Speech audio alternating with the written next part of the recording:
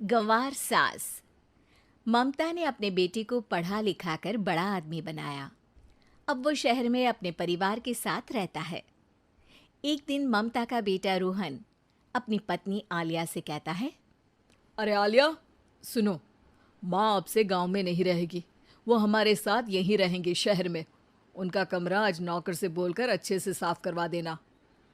ओह, आज तो मेरी किटी पार्टी है, फिर मुझे जिम और फिर शॉपिंग। ठीक है, कल करवा दूंगी। अ, अच्छा, लेकिन माँ के सामने ये कपड़े नहीं चलेंगे। हाँ, तुम्हें साड़ी या सूट पहनना होगा। अरे बिल्कुल भी नहीं। मेरे मम्मी पापा ने इतना पैसा लगाकर शादी इसलिए नहीं की थी कि मैं अपनी मर्जी के कपड़े पहन ओढ़ भी ना सकूं। अरे चलो, गुस्सा मत हो, लेकिन कुछ दिन तो माँ की खुशी के लिए कर सकती हो ना। लेकिन आलिया मानती नहीं। माँ आती है सिंपल सी साड़ी, झोला और चप्पल पहनकर। अरे रोहन, मैं इनके साथ कैसे रहूंगी? मेरी फ्रेंड्स क्या कहेंगी? ये तो पूरी गंवार लग रही है। आलिया, माँ गांव में रहती थी इसलिए ऐसी हैं। तुम आज ही माँ के साथ जाकर उनकी पसंद की शॉपिंग करवा देना। इनके साथ घर के अंदर रहना मुश्किल है, बाहर तो मैं कभी भी ना जाऊं। रोहन को आलिया पर गुस्सा आ जाता है।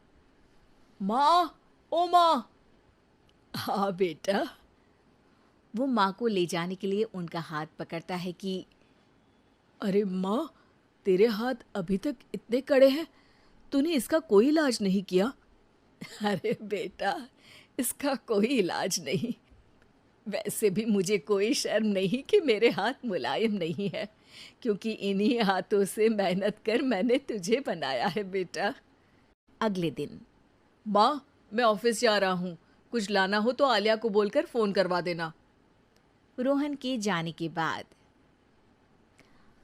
आप ना आज कमरे में ही रहिएगा, घर में पार्टी है, मेरी सहेलियां आ रही हैं, मैं उन लोगों के सामने आपको नहीं ला सकती हूँ। ठीक है बहू, लेकिन तुम कहो तो मैं कुछ खाने को बना दूँ तुम लोगों की पार्टी के लिए। वो लोग सिर्फ कॉन्टिनेंटल या थाई फूड ही खाते हैं। कोई बात नहीं, कभी इंडियन खिलाने वाला कोई मिला नहीं होगा ना। मैं बनाकर कमरे में चली जाऊंगी। जैसे आपकी मर्जी। आलिया के घर उसकी दोस्त आती हैं, पार्टी होती है। अरे वाह आलिया, ये क्या है खाने में? बड़ा ही स्वादिष्ट है यार, इसकी रेसिपी मुझे चाहिए। हाँ, और ये दाल, ओ माय गॉड, मैंने तो किसी 5 स्टार में भी ऐसी दाल नहीं खाई है। यार तू कुक को यहाँ बुलाना। अब आलिया घबरा जाती है। हाँ हाँ हाँ, क्यों नहीं। माँ जी ज़रा बाहर आइए। आलिया की सास सिंपल सी साड़ी और गांव के अंदाज में आती है। अरे बहू, क्या हुआ? खाना पसंद नहीं आया क्या? बहू? अरे ये गांव से दिखने वाली औरत तुम्हें बहू क्यों बोल रही है? कौन है ये? वो हमारी नई नौकरानी है। सास बहू की बात सुनकर बहुत दुखी हो जाती है। वो सर झुकाकर जा ही रही होती है कि एक सहेली बोल पड़ती है। अरे कहाँ जा रही हैं माँ जी? वो उठकर उनके पैर छूती है। जीती रहो बेटा। क्या है ना, आपकी शक्ल बिल्कुल मेरी माँ जैसी है।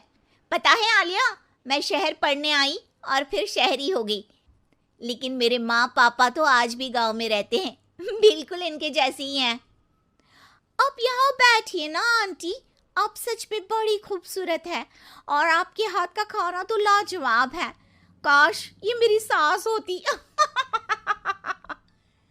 सभी सहेलियां सास को घेर कर बैठ जाती हैं और उनसे खाने की रेसिपी पूछ रही होती है कि तभी घर की बेल बजती है और रोहन आता है। अरे क्या बात है, आज आप लोग हमारे घर में? और ये लोग तो मुझे आलिया से ज्यादा माँ की सहेलियाँ लग रही हैं। क्या ये आपकी माँ है? लेकिन आलिया ने तो कहा कि ये उनकी नौकरानी है और इन्होंने भी नहीं बताया। वो नहीं बताएंगी, क्योंकि उनके लिए बच्चों की इज्जत और उनकी खुशी सबसे पहले है। मुझे माफ कर दो, मुझे इन्हें तुम लोगों से मिलवाने में शर्म आ रही थी कि तुम लोग क्या कहती? अरे अब तो हमें शर्म आ रही है कि तुम हम लोगों की सहेली हो। हाँ, जो माँ जैसी सास को नौकरानी बोले वो हमारी सहेली नहीं हो सकती। ये बोलकर सभी वहां से जाने लगती है कि सास बोलती है, आलिया की तरफ से मैं तुम लोगों से माफ़ी मांगती हूँ। उसने जो कहा उसके लिए मैं उसे माफ़ करती हूँ। अब तुम लोग भी उसे माफ़ कर दो, क्योंकि अगर तुम लोगों ने उससे दोस्ती तोड़ी तो फिर मेरे हाथ का खाना कैसे खाओगी? नहीं नहीं आंटी, जरूर आएंगे, लेकिन अब आलिया की नहीं बल्कि आपकी सहेली बनकर।